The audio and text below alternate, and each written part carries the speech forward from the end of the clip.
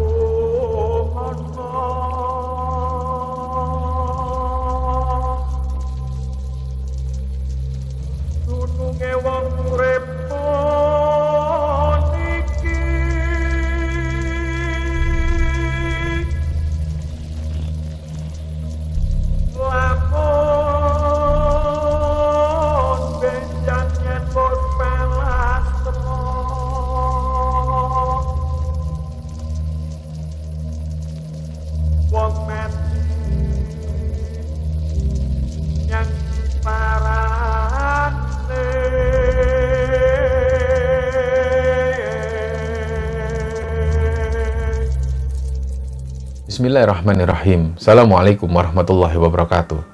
Sobat Kemara Sunyi dimanapun berada, pada kesempatan kali ini kami akan bercerita tentang sebuah cerita yang dikirim oleh Sobat Kembara yang bernama Tony. Sebelum kita masuk ke ceritanya, untuk teman-teman yang nonton tayangan ini dan belum subscribe, jangan lupa untuk subscribe lebih dulu agar channel Kembara Sunyi ini lebih berkembang lagi dan kami lebih bersemangat lagi dalam membuat konten-konten terbaru di Kembara Sunyi. Dan untuk teman-teman yang telah mendukung kami sejauh ini, kami mengucapkan terima kasih banyak. Semoga amal kebaikan teman-teman dibalas kebaikan berlipat oleh Allah Subhanahu wa Ta'ala.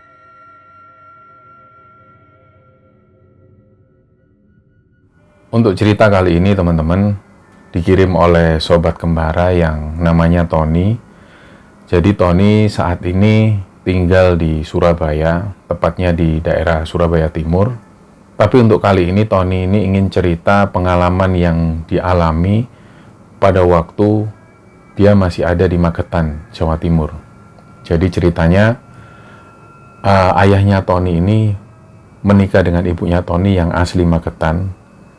Dan nggak lama setelah itu mereka semua tinggal di Surabaya.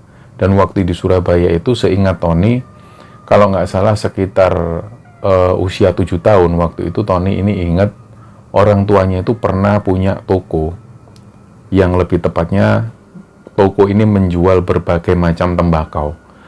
Seperti yang kita tahu bahwa pada waktu itu banyak sekali merek-merek rokok baru. Jadi akhirnya toko tembakau ini nggak sampai 1 tahun mengalami penurunan dan kemudian bangkrut.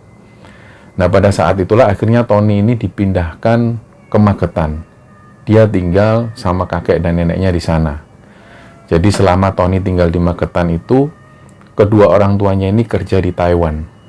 Nah, dari situlah Tony ini kemudian mulai beradaptasi dengan lingkungan yang ada di sana. Jadi di sana dia cuma tinggal bersama kakek dan neneknya, dan sehari-hari dia cuma main-main di sekitar wilayah-wilayah di desanya.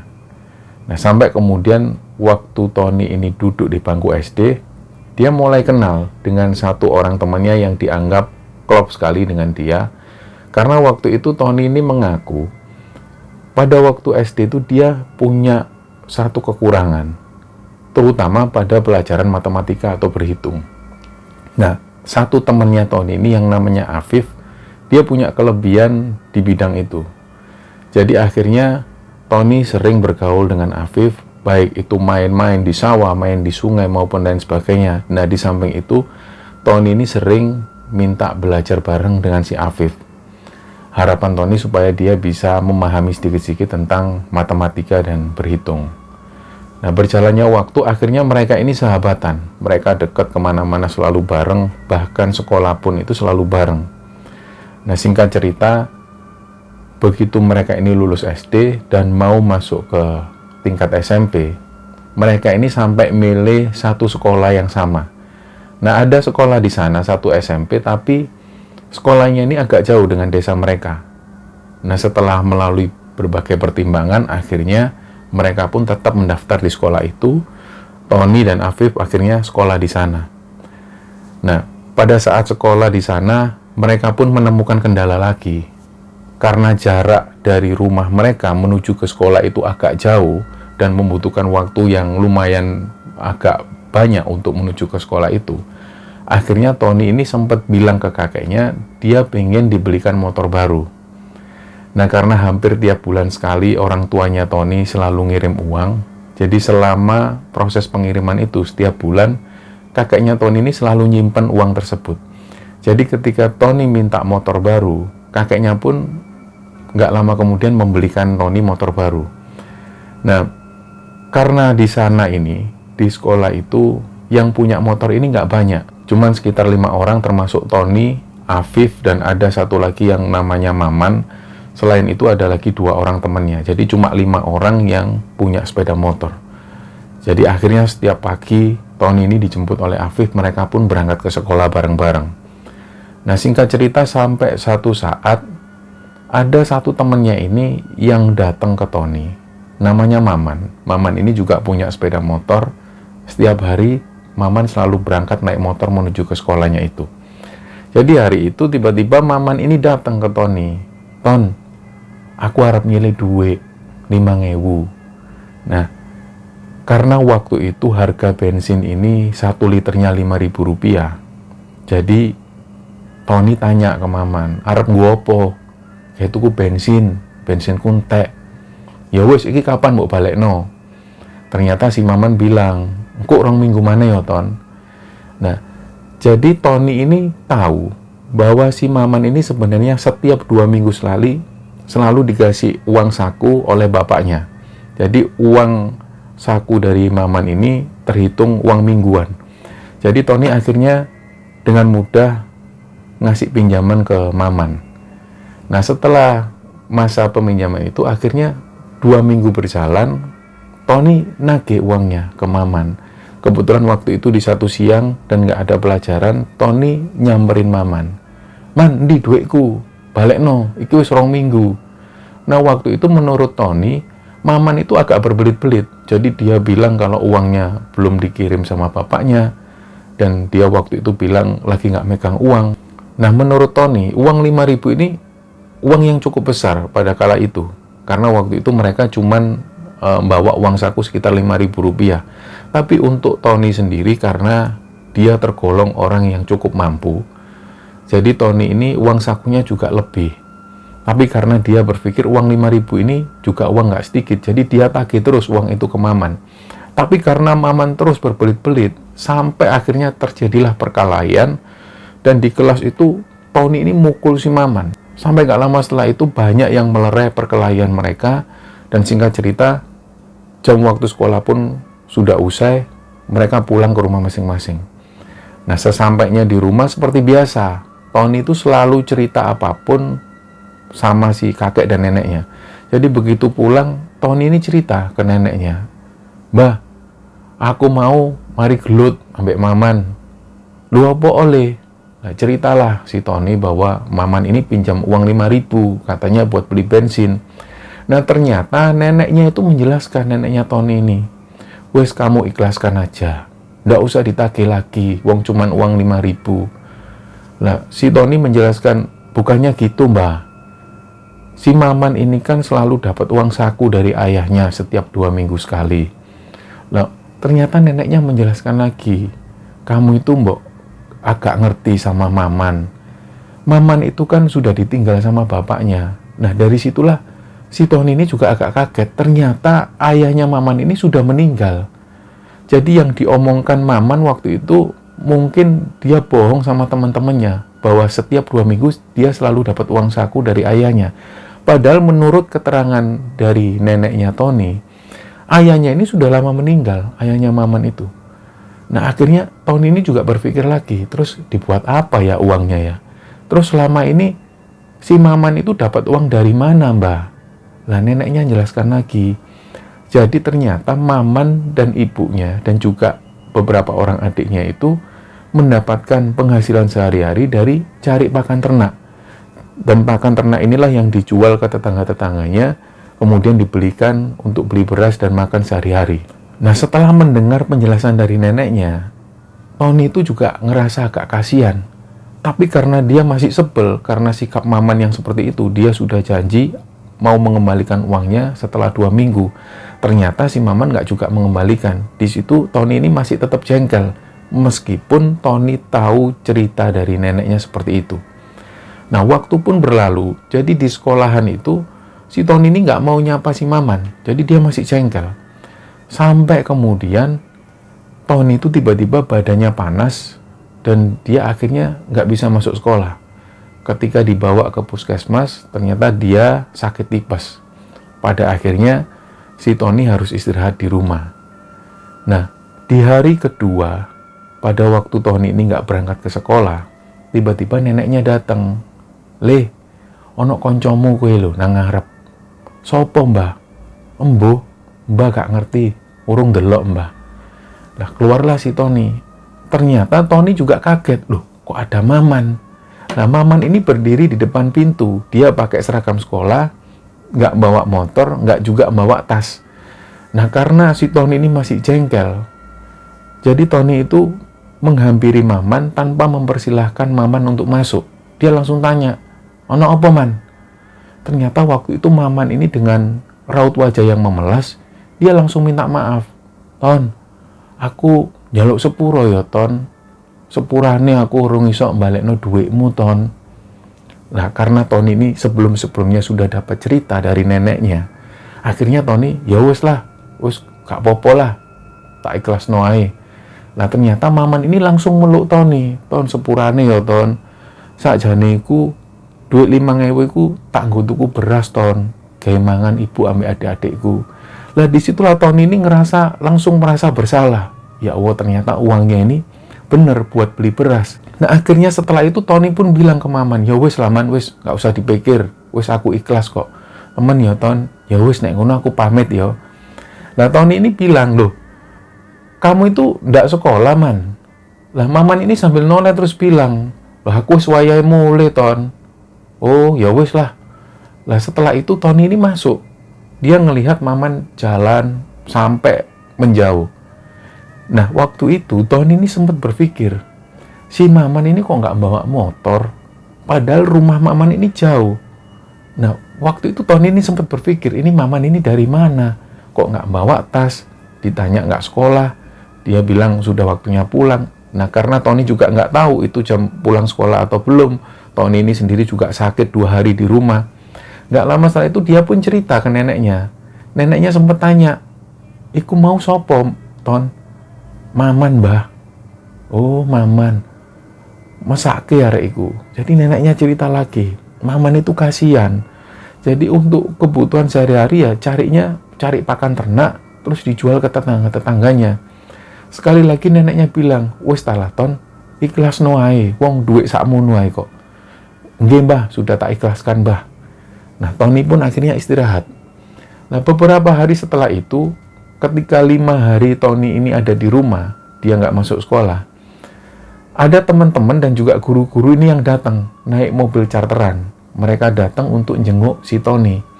Begitu datang seperti biasa ya, guru-guru ini tanya, "Gimana, Ton? Sudah enakan?" Waktu itu kebetulan memang Tony ini sudah merasa agak baikan, tapi memang badannya masih lemes. Dia bilang kondisinya seperti itu, dan sampai pada akhirnya nggak lama kemudian guru-guru dan juga beberapa murid ini pamit. Mereka bilang mau takziah. Lah, Tony pun tanya, "Mau takziah kemana?" "Ya temenmu loh, Ton." "Siapa ya, Bu?" "Ya si Maman. Maman kan sudah meninggal." Lah, Tony ini penasaran, loh, Maman meninggal kenapa? Guru-gurunya ini cerita bahwa ternyata Maman itu kecelakaan dan meninggal di tempat. Kejadian itu terjadi pada waktu pagi hari, pada saat Maman ini berangkat menuju ke sekolah naik motornya. Lah, Tony karena penasaran, dia tanya lagi, "Meninggalnya kapan ya, Bu?" Sebenarnya meninggalnya sudah kemarin-kemarin, hari Selasa. Tapi karena guru-guru dan juga beberapa murid ini jarang ada yang punya transportasi, jadi kita nunggu mobil charteran, Ton. Lah inilah pada waktu kita ini bisa nyewa mobil charteran, kita jenguk kamu dulu. Setelah itu kita takziah di rumahnya Maman. Lah Tony ini penasaran, loh Bu, si Maman itu datang ke sini sore, itu hari Selasa. Lah ibu guru dan juga beberapa murid yang lain ini saling memandang satu sama lain. Gurunya memastikan lagi, ya nggak mungkin lah Ton, wong Maman itu meninggal pagi harinya. Kok kamu bilang sore kamu ketemu? Si Maman ini meninggal pada waktu itu juga, nggak sempat dibawa ke rumah sakit. Jadi dari situlah Tony ini ngerasa, loh, kok aneh. Nah, karena guru-guru ini sudah berniat mau takziah ke rumahnya Maman, jadi Tony pun langsung izin ke neneknya, dan neneknya pun langsung izin nih. Ternyata kakek dan nenek Tony ini juga nggak tahu menau bahwa Maman ini meninggal. Mungkin karena rumah Maman itu jaraknya jauh sekali, harus melewati 2 desa lagi dari rumah si Tony, jadi mereka nggak tahu menau tentang kabar itu. Apalagi pada saat-saat itu jarang ada yang punya HP, nggak seperti sekarang. Dan ditambah juga nggak ada orang yang mengabarkan ke Tony bahwa Maman sudah meninggal. Nah setelah izin ke kakek dan neneknya, Tony pun berangkat takziah menuju ke rumahnya Maman. Begitu sampai di rumah Maman, guru-guru ini mengucapkan bela sungkawa ke ibunya Maman. Setelah itu giliran Tony. Tony ini sempat mencium tangan ibunya Maman dan dia bilang, "Kulo Tony, Bu." Nah pada waktu Tony ini menyebutkan namanya, ibunya Maman itu langsung meluk Tony dan bilang, "Le, tolong ikhlasno yo Le, nek Maman duwe tanggungan ning awakmu, ikhlasno yo Le, ben tenang Maman ning kono." "Nggih Bu, kula sampun ikhlas kok Bu." "Ya wis Le, suwun yo Le yo. Maman iku areke apik kok Le, dek iku sering nyerita tentang awakmu." "Nggih Bu, nggih Bu." Nah setelah pertemuan itu mereka pun pulang. Nah ternyata sampainya di rumah, Tony cerita lagi ke neneknya bahwa dia ini masih nggak percaya. Maman itu meninggal di pagi hari di hari Selasa. Kok ternyata si Maman ini datang sore harinya. Bahkan neneknya ini juga mengakui dan neneknya ini sempat melihat sosok Maman ini datang. Tapi waktu itu neneknya nggak tahu. Yang jelas neneknya itu ngelihat ada satu orang temannya si Tony, dia pakai seragam SMP. Jadi waktu itu neneknya ketika pertama kali ngelihat ada tamu yang datang, neneknya belum tahu bahwa itu Maman. Jadi dia memanggilkan Tony tanpa tahu ini siapa. Neneknya tahu setelah si Maman ini pergi dan Tony bilang bahwa tadi yang datang adalah Maman. Nah dengan cerita Tony, neneknya ini juga bingung. Loh kok bisa kayak gitu ya? Wis Le, mulai sekarang kamu ikhlaskan. Kalau apapun yang tanggungan-tanggungan Maman itu kamu ikhlaskan. Sudah jangan dibatin, kamu ikhlas supaya Maman itu tenang di sana. "Iya Mbah, saya sudah ikhlas kok Mbah." Nah, gak berapa lama kemudian, Tony pun masuk sekolah. Dia masuk sekolah seperti biasa, beraktivitas seperti biasa, sampai satu hari di sekolah ini ngadain acara lomba untuk bikin kemucing. Jadi dibuat per tim, mereka bikin kemucing. Sampai di tengah siang, sekitar jam 11 siang, Afif ini izin untuk menuju ke toilet belakang sekolah. Nah kebetulan toilet mereka ini berpisah dari bangunan sekolah dan bangunannya itu sudah sangat tidak terawat sama sekali. Jarang ada anak-anak yang pergi ke toilet tersebut kalau nggak sangat terpaksa sekali. Mereka itu lebih memilih untuk menahan rasa ingin kencingnya atau rasa ingin buang air besar karena mereka nggak mau menuju ke toilet belakang sekolah. Mereka merasa toilet itu terkesan angker. Jadi waktu itu karena Afif ini nggak bisa menahan, dia pun langsung izin terus menuju ke toilet. Dan nggak lama kemudian, nggak sampai 10 menit, Afif itu terlihat agak lari-lari kecil, masuk ke kelas dan langsung duduk. Dia tuh wajahnya pucat sekali. "Kamu kenapa Afif?" Afif ini nggak ngomong apapun, dia cuma bilang, "Nggak apa-apa kok, nggak apa-apa." Nah akhirnya mereka melanjutkan lagi bikin kemucing. Nah karena waktu itu si Afif ini sempat izin untuk ke toilet, akhirnya pekerjaan mereka itu terbengkalai, agak melambat. Dan sampai pada akhirnya lomba ini dimenangkan oleh tim lain. Nah ketika lomba ini dimenangkan oleh tim lain, satu tim ini nunggu untuk pembagian hadiah sampai sekitar jam 12:30 siang. Karena Tony ini masih belum pulang, dia akhirnya mau pergi ke toilet untuk buang air kecil. Begitu Tony ini masuk ke toilet, dia sudah merasa hawanya itu nggak enak. Tapi karena dia sudah kebelet sambil nunggu teman-teman yang lain yang masih nunggu dia masuk ke toilet. Nah, toilet ini pintunya terbuat dari seng, dan di bawah itu masih ada celah. Jadi kalau ada orang lewat, dia pasti tahu. Begitu si Tony ini buang air kecil, gak lama kemudian dia itu dengar ada suara orang yang jalan. Lah karena dia penasaran, dikiranya itu Afif. Begitu dilihat, dia itu melihat ada bayangan orang lewat. Dan si sosok ini bolak-balik atau mondar-mandir. Selesai si Tony ini kencing, dia itu melihat lagi. Sosok ini berdiri persis di depan pintu toilet. Nah gak lama kemudian dia dengar ada suaranya si Maman. Suaranya itu agak jauh dan seperti menggema. Ton, lalekno utangku ya Ton, ojo nagih utangku ya Ton. Suaranya seperti itu. Dan begitu si Tony ini ngelihat ke arah bawah, dia itu bisa ngelihat kepala Maman itu posisinya ada di bawah dan kakinya ada di atas. Jadi kayak si Maman ini gantung dengan darah yang masih mengucur. Saking kagetnya Tony waktu itu, dia langsung kayak teriak-teriak dan ngambil apapun yang dia bisa. Dia itu sampai ketakutan dan dia nggak berani keluar dari toilet. Hampir kejadian itu sekitar 2 menit kemudian, ada yang lari menuju ke toilet, dia dobrak-dobrak. Nah sekali lagi Tony itu ketakutan. Weh, sopo iku. Ternyata yang gedor-gedor pintu ini si Afif temannya. Ton, metu ton, ojo nang kene ton. Nah dibukalah oleh Tony, ternyata wajah Afif itu juga agak panik. Ayo ton, ngalih ton, ojo nang kene, jangan di sini. Akhirnya Tony pun ngikuti Afif, dia pun langsung menuju ke rumahnya. Begitu sampai di rumahnya, Afif ini belum cerita. Lah sore harinya Afif menuju ke rumahnya Tony dan ngajak Tony mancing. Begitu dalam perjalanan, ternyata mereka nggak menuju ke sungai, tapi Afif bawa Tony menuju ke rumahnya. Begitu sampai di rumahnya si Afif, ceritalah si Afif bahwa ternyata siang itu, pada waktu Afif ini menuju ke toilet, dia itu dengar ada suara ini seperti menjauh dan suaranya itu menggema. Tapi Afif itu yakin kalau itu suaranya Maman. Dan waktu itu yang membuat Tony ini merinding, ternyata Afif ini ngaku bahwa suara Maman ini dia bilang, ojo nagih utangmu yo. Nah, dari situlah Afif itu keluar sambil ketakutan dan langsung menuju ke kelas.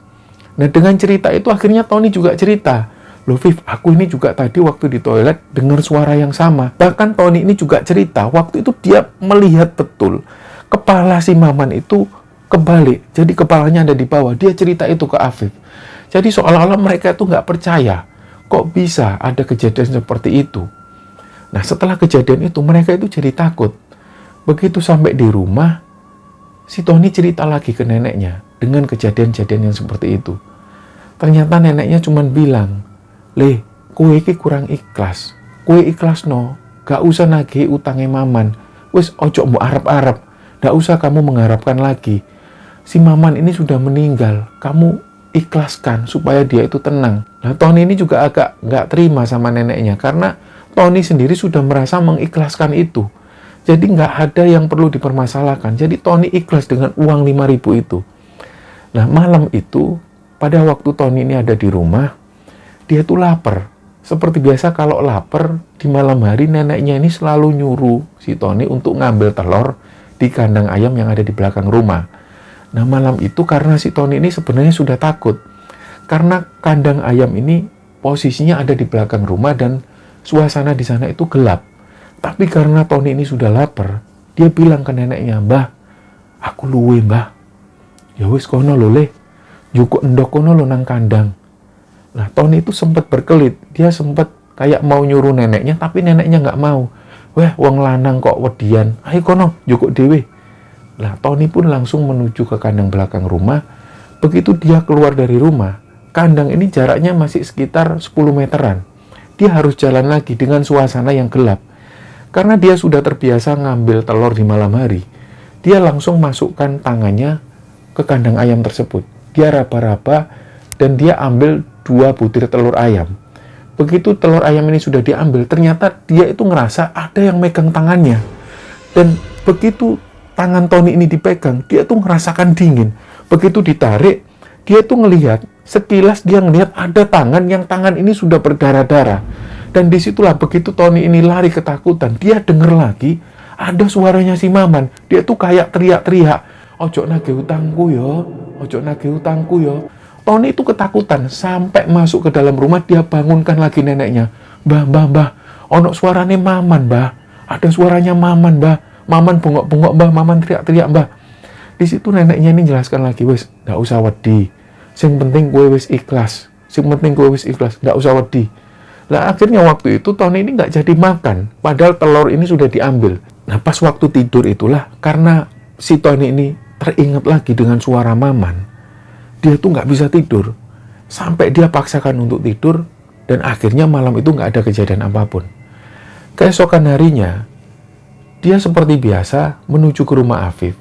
Mereka berangkat sekolah bareng, dan ternyata begitu sampai sekolah, ternyata di sekolahan ini heboh. Banyak anak-anak ini yang menuju ke ruang guru. Nah, si Tony dan Afif langsung menuju ke ruang guru. Ada apa, Bu? Ada apa, Bu? Nah, ternyata satu guru ini yang merupakan wali kelas dari mereka. Mereka itu nyuruh anak-anak ini masuk ke ruang guru. Didudukkan semua di sana. Ternyata guru ini cerita bahwa ada satu orang murid perempuan yang namanya Salwa. Pagi tadi, ini dilihatin sosok yang menyeramkan. Dan persis seperti yang dialami oleh Afif dan juga si Tony, bahwa dia ini dengar suara Maman. Lah ceritalah si Salwa ini, pagi itu karena rumah Salwa itu dekat dengan sekolahan, dia datang pagi-pagi seperti biasa. Begitu sampai di kelas, dia ambil sapu, disapulah ruangan kelas, dirapikan meja-meja, dan waktu itu entah kenapa si Salwa ini dengar di dalam lemari yang besar, itu dia dengar seperti ada suara yang bergerak. Nah, karena dia penasaran, ini suara tikus atau apa. Nah, begitu Salwa mau mendekat ke arah lemari, dia ngelihat di bawah itu ada genangan darah. Nah, begitu Salwa ini buka lemari, yang ada di pandangan Salwa waktu itu, dia ngelihat ada sosok yang berdarah-darah. Dan si sosok ini ngomong sesuatu. "Ojo nagih utangku yo, ojo nagih utangku yo." Langsunglah secara otomatis Salwa itu teriak-teriak sampai dia ini nggak bisa lari karena dia terus jatuh dari situ. Dia menuju ke ruang guru. Nggak lama kemudian guru-guru ini ngumpul semua. Ternyata Salwa cerita hal yang sama, dan waktu itu karena guru-guru ini sebelumnya ternyata juga sering dilapori oleh beberapa murid yang lain. Ternyata ada beberapa murid ini yang diganggu hal yang sama. Dari situlah guru-guru ini akhirnya mengumpulkan anak-anak, ditanya, kira-kira siapa yang sering diganggu hal-hal semacam ini? Seperti penampakan-penampakan menyeramkan, atau juga suara-suara yang mirip sekali dengan suaranya Maman. Nah, Tony dan juga Afif ini mengacungkan tangan. "Saya, Bu." "Loh, kamu juga pernah, Ton?" "Pernah, Bu." "Afif juga?" "Iya, Bu." Ceritalah satu persatu dari mereka. Ternyata dari situ Tony ini juga tahu bahwa ternyata nggak juga Tony dan Afif yang dilihatin sosok Maman dengan kondisi yang menyeramkan, dan selalu dia ini bilang, "Ojo nagih utangku yo, ojo nagih utangku." Di situ banyak sekali anak-anak yang dilihatin sosoknya Maman. Lah Tony ini agak percaya, termasuk guru-guru juga yang ada di sana ini juga nggak percaya dengan hal semacam itu. Kok bisa Maman yang sudah meninggal, dia selalu menghantui anak-anak dan selalu bilang seperti itu. Ternyata setelah di cross check satu persatu oleh guru-guru yang ada di sana, anak-anak ini yang selalu dilihatin sosoknya Maman adalah anak-anak yang pernah meminjamkan uang ke Maman. Dan waktu itu memang Maman belum sempat mengembalikan. Nah, setelah itulah baru guru-guru ini menyarankan ke anak-anak tersebut, ada nggak yang utangnya sampai banyak, utangnya Maman? Ada yang mengangkat tangan, "Ada, Bu. Maman sempat minjem uang ke saya, totalnya sampai 20.000. "Ya sudah, Dok, kamu ikhlaskan ya." Nah, si anak ini kayak agak nggak ikhlas. "Loh, Bu, uang 20.000 itu banyak, Ibu." "Ya sudah, gini aja. Nanti Ibu sama Pak Guru yang ada di sini nanti urunan, biar gantiin uang 20.000 kamu." Nah, nggak lama setelah itu guru-guru ini pun patungan. Setelah terkumpul uang 20.000 diserahkan ke anak perempuan ini, akhirnya si guru ini bilang lagi, "Sudah ya, kamu ikhlas ya. Jangan lagi kamu nggak ikhlas sama utangnya Maman. Ini sudah kami bayar." Nah, si anak ini pun akhirnya mengikhlaskan. Ditanya lagi yang lainnya. "Yang lain gimana? Mau diganti apa enggak uangnya?" Lah, mayoritas yang ada di sana ini sudah mengikhlaskan dan dia nggak berharap lagi uangnya dikembalikan. Setelah itu bubarlah mereka. Nah, awalnya Tony dan juga Afif ini merasa mudah-mudahan sekarang nggak ada gangguan-gangguan lagi. Mereka pun pulang ke rumah masing-masing. Nah, pada satu malam ada PR yang banyak yang harus dikerjakan oleh si Tony. Jadi Tony waktu itu memutuskan menuju ke rumahnya Afif. Mereka kerjakan bareng-bareng karena ada beberapa PR itu yang PR-nya ini PR matematika. Jadi Tony merasa kalau ada PR matematika, dia harus minta tolong ke Afif. Malam itu mereka ngerjain bareng PR di rumahnya Afif. Nah, waktu itu kira-kira jam 9 malam, pada waktu mereka ini masih sibuk mengerjakan PR, tiba-tiba seisi rumah ini dengar ada suara hantaman yang keras sekali. Puas!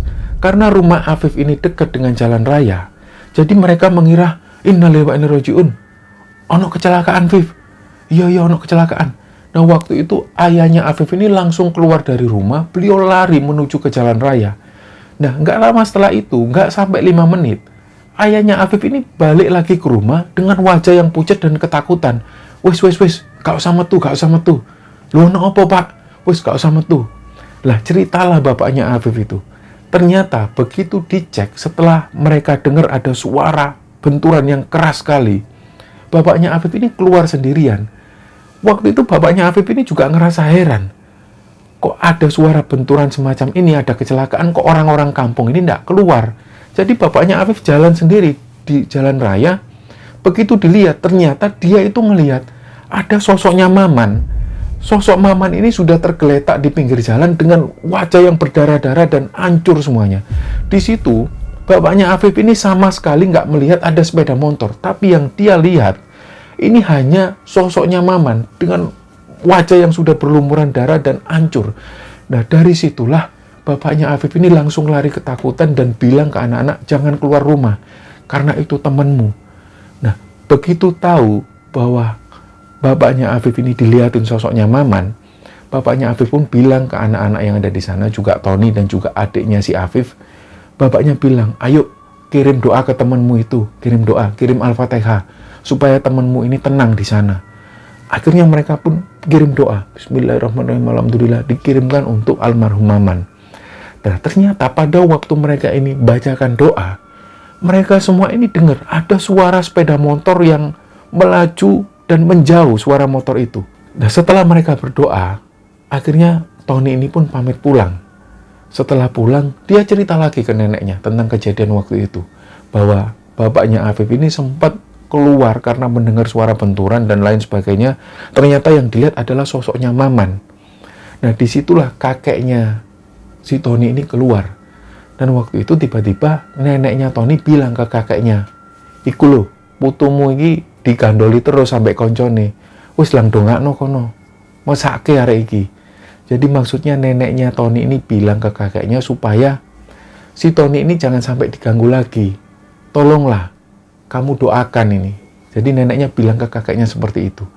Nah, malam itu kakeknya itu bilang ke Tony, wis Ton, kue sing penting wis ikhlas to Ton. Ikhlas mbah, ya wis kue turu kono. Weso maca donga turu. Ben dino iki wengi iki mbahe sing melek.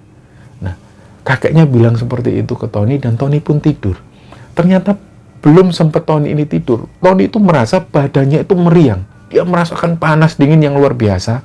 Tapi karena waktu itu dia nggak sempat lagi teriak-teriak ke neneknya, jadi Tony memaksakan untuk tidur. Nah, dalam tidurnya itulah Tony ini mimpi ketemu si Maman. Dan sosok si Maman ini dalam mimpinya Tony itu wajahnya sekali lagi menyeramkan. Dan dia selalu bilang, ojo nagih utangku yo, ojo nagih utangku yo. Terus seperti itu. Nah, keesokan paginya ketika Tony ini bangun, Tony ngerasa badannya sudah nggak meriang lagi. Dari sinilah Tony cerita ke kakek dan neneknya bahwa malam itu tiba-tiba dia meriang. Nah, kakeknya bilang ke Tony, gini leh, tak kandani leh. Nah, disinilah kakeknya Tony ini cerita, mau bengi iku, kowe iku dikancani ambek kancamu. Kancamu iki ngerasa nek kowe iki wong apik. Arek iki kepingin ngucapno suwun nang awakmu. Mangkane mau bengi iku arek ngancani kowe turu. Lah, karena Tony ini masih belum paham Maksudnya ya opo toh mbah? Nah, neneknya menjelaskan bahwa ternyata malam itu ketika Tony ini tidur, sekelebatan itu neneknya Tony ini ngelihat ada satu sosok yang masuk ke kamarnya Tony. Karena neneknya Tony ini penasaran, diintiplah dari balik kelambu itu, ternyata neneknya Tony ini ngelihat di belakangnya Tony pada waktu Tony ini tidur. Ada sosok yang meluk Tony sambil menemani Tony ini tidur.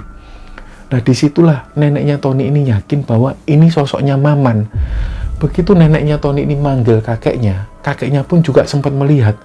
Jadi mereka berdua, kakek dan neneknya Tony ini ngelihat malam itu Tony ini ditemenin sosoknya Maman, dan Maman itu tidur persis di belakangnya Tony sambil meluk Tony. Nah, dari situlah kakeknya berpendapat bahwa pada waktu itulah Tony ini merasakan badannya meriang, karena dia nggak bisa menerima energi semacam itu yang membuat akhirnya Tony itu meriang. Nah, setelah dijelaskan panjang lebar oleh kakek dan neneknya, Tony itu agak nggak paham. Tapi karena kakek dan neneknya ini menyaksikan sendiri bahwa malam itu Tony ini dipeluk dari belakang oleh si Maman, Tony akhirnya percaya. Dan benar-benar pagi itu dia sudah nggak merasakan meriang lagi. Nah, sorenya dia bilang ke Afif bahwa malam itu dia ini ditemenin Maman tidur dan dia merasakan meriang. Lah, Afif ini berinisiatif, "Ton, piye nek sore iki awak dhewe ning makame Maman ae, awak dhewe nyekar." Ya wis, ayo Fif, apik-apik. Mereka berdua berangkat menuju ke makamnya si Maman dan mereka mendoakan Maman. Dia berdoa dan mengikhlaskan semua. "Man, kabeh awak dhewe iki ikhlas. Utang-utangmu tak ikhlasno kabeh, wis lunas. Kowe sing tenang ning kono ya, Man." Mereka berdoa dengan khusyuknya dan setelah itu mereka pun pulang. Nah, kejadian itu pun berlalu sampai bertahun-tahun kemudian mereka ini masih bersahabat. Antara si Afif dan juga si Tony, mereka masih bersahabat meskipun pada saat ini si Tony ini sudah tinggal di Surabaya. Nah, cerita inilah teman-teman yang dibagikan oleh Tony kepada Kembara Sunyi. Kami mengucapkan terima kasih kepada Tony, dan setelah Tony memberi penjelasan di awal emailnya bahwa cerita ini sebelumnya sudah melalui persetujuan dari keluarga dari si Maman, dan keluarga Maman sudah memberi persetujuan untuk cerita ini diangkat dan diceritakan kembali di Kembara Sunyi. Semoga kisah ini bisa diambil hikmah dan bisa diambil pelajaran oleh teman-teman sekalian. Mohon maaf kalau ada salah-salah kata. Wassalamualaikum warahmatullahi wabarakatuh.